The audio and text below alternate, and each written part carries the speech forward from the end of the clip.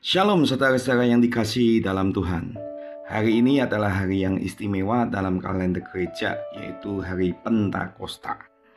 Hari ini kita mengenang dan merayakan peristiwa besar ketika Roh Kudus turun ke atas para murid Yesus di ruang atas, memenuhi mereka dengan kuasa, penghiburan, dan keberanian.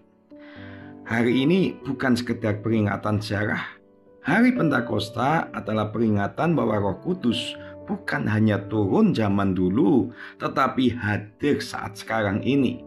Bagi kita semua yang percaya, Ia hidup dan bekerja dalam diri kita. Dalam Yohanes 14 ayat 16-18, Yesus berbicara kepada para muridnya sebelum Ia disalibkan. Ia tahu mereka akan sedih, ketakutan, dan merasa kehilangan. Tetapi Yesus memberikan satu janji, Ia akan mengirim penolong. Dalam bahasa Yunani, istilah yang digunakan Yesus adalah Parakletos.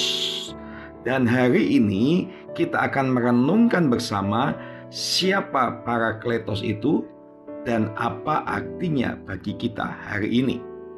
Apa itu Parakletos? Parakletos juga adalah sebutan untuk Yesus sebenarnya.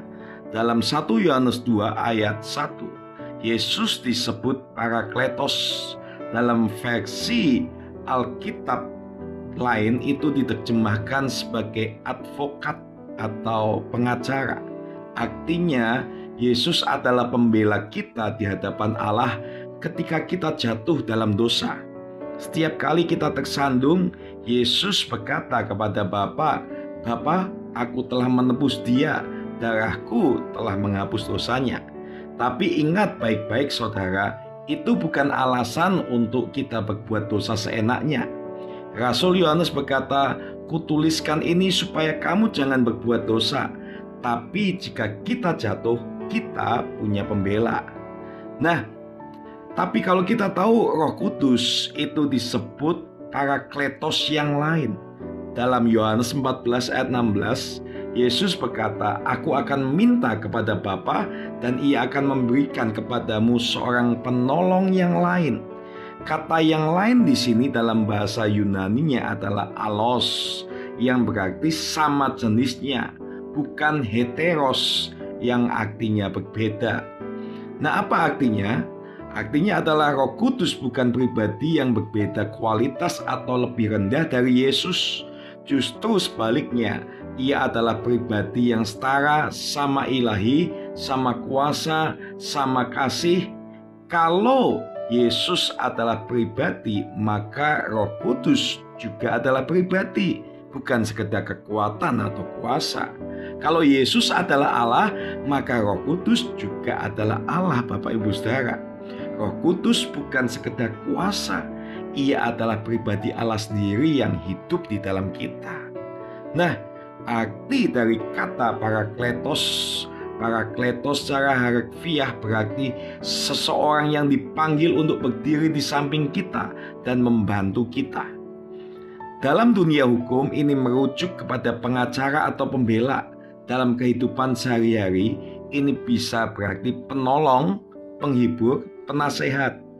Jadi ketika Yesus berkata bahwa Ia akan mengirim Parakletos, Ia sedang menjanjikan kehadiran Allah yang akan berjalan bersama kita, menolong kita, menguatkan kita, membela kita, dan menghibur kita. Nah, saat ini kita ingin tahu apa peran Roh Kudus sebagai Parakletos itu. Yang pertama adalah sebagai pembela. Yesus membela kita di hadapan Allah, dan Roh Kudus membela kita di hadapan dunia dan dalam hati kita sendiri. Ketika kita difitnah, disalahpahami, dituduh oleh dunia, atau bahkan oleh hati nurani kita sendiri, Roh Kudus memberi kita keberanian dan menguatkan untuk kita tetap bisa berdiri. Yesus berkata dalam Matius 10 ayat 19-20, "Apabila kamu dihadapkan kepada penguasa, jangan khawatir tentang apa yang harus kamu katakan, karena Roh Bapa yang akan berbicara melalui kamu." Dan bukan hanya itu saja, Roh Kudus juga membela kita dari tuduhan setan.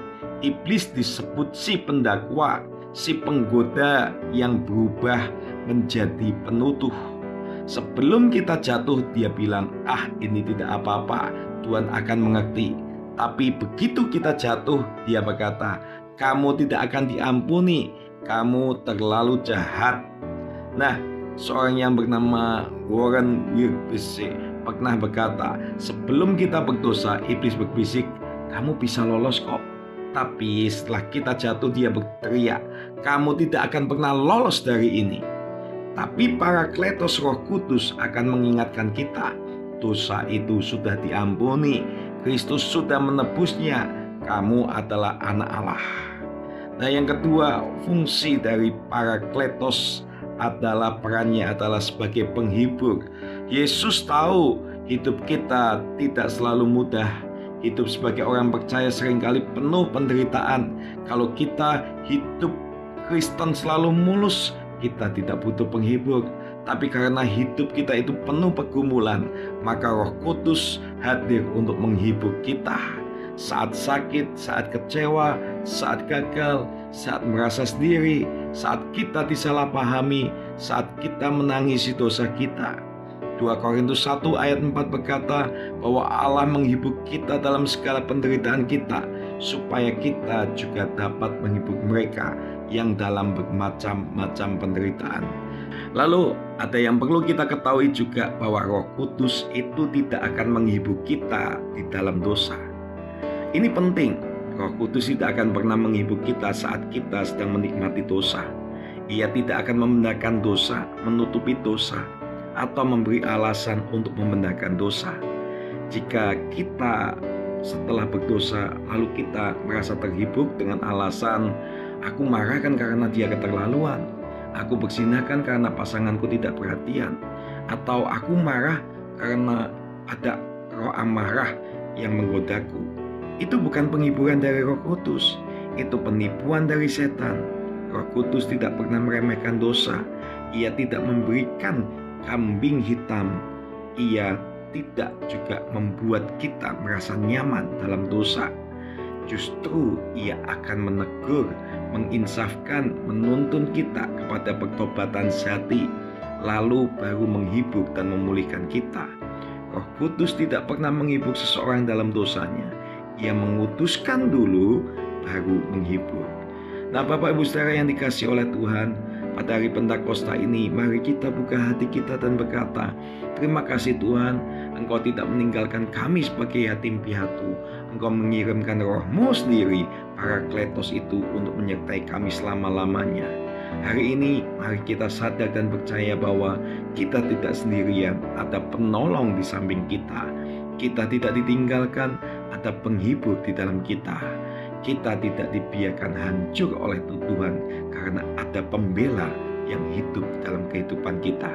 Mari kita hidup dalam pimpinan Roh Kudus, bukan dalam rasa bersalah yang salah arah, bukan dalam alasan-alasan pembenaran, tapi dalam pertobatan sejati dan damai sejahtera. Tuhan Yesus, terima kasih Engkau tidak meninggalkan kami sendirian.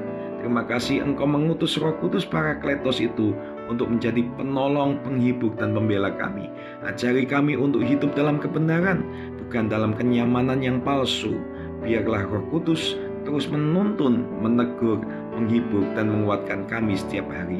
Kami bersyukur untuk kehadiran-Mu yang nyata. Di dalam nama Tuhan Yesus kami berdoa. Amin.